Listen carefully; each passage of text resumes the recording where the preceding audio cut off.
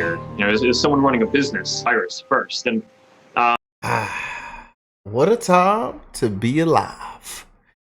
Trump is back, and the effect is happening. Boy, oh boy, oh boy. Y'all have to hear this, and then we'll do a little breakdown after. Boy, oh boy, oh boy. Hey everyone. I want to talk about something important today, because it's time to get back to our roots around free expression on Facebook and Instagram. I started building social media to give people a voice. I gave a speech at Georgetown 5 years ago about the importance of protecting free expression, and I still believe this today. But a lot has happened over the last several years. There's been widespread debate about potential harms from online content. Governments and legacy media have pushed to censor more and more. A lot of this is clearly political, but there's also a lot of legitimately bad stuff out there. Drugs, terrorism, child exploitation. These are things that we take very seriously, and I want to make sure that we handle responsibly. So we built a lot of complex systems to moderate content. But the problem with complex systems is they make mistakes. Even if they accidentally censor just 1% of posts, that's millions of people. And we've reached a point where it's just too many mistakes and too much censorship. The recent elections also feel like a cultural tipping point towards once again prioritizing speech.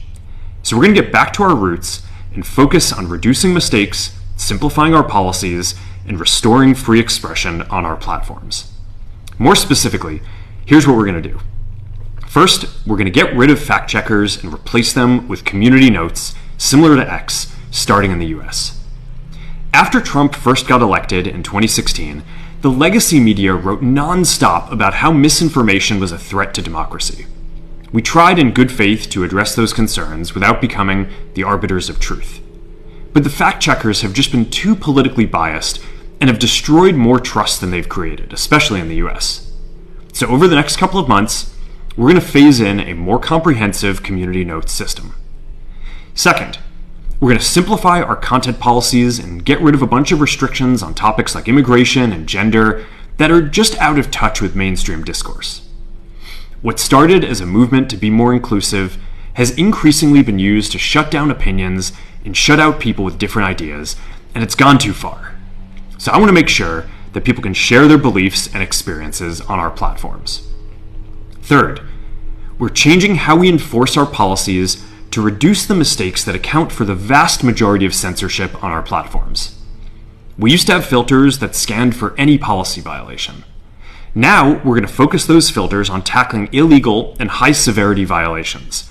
And for lower severity violations, we're going to rely on someone reporting an issue before we take action.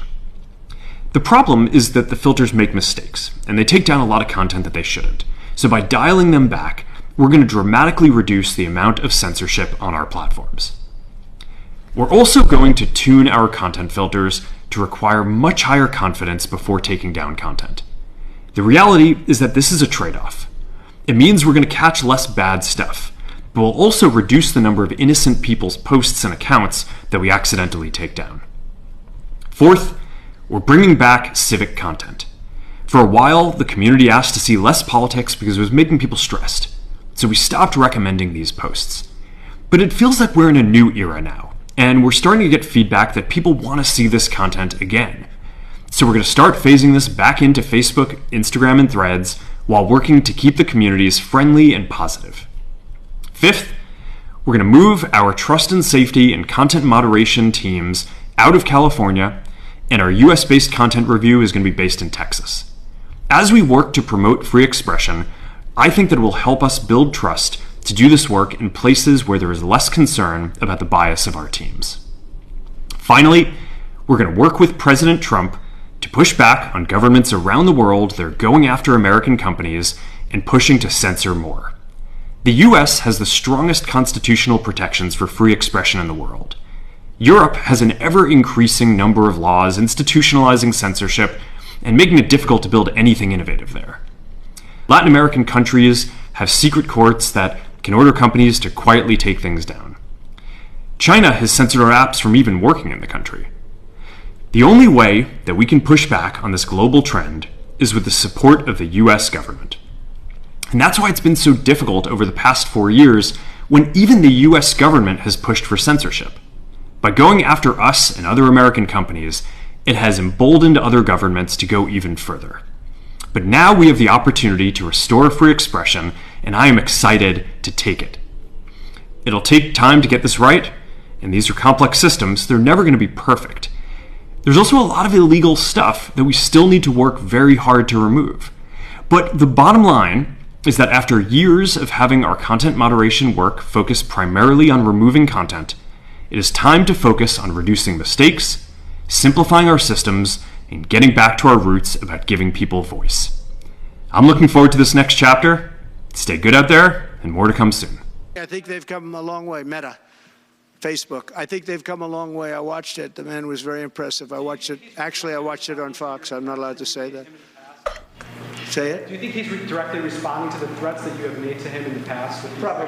Yeah, probably. Oh boy.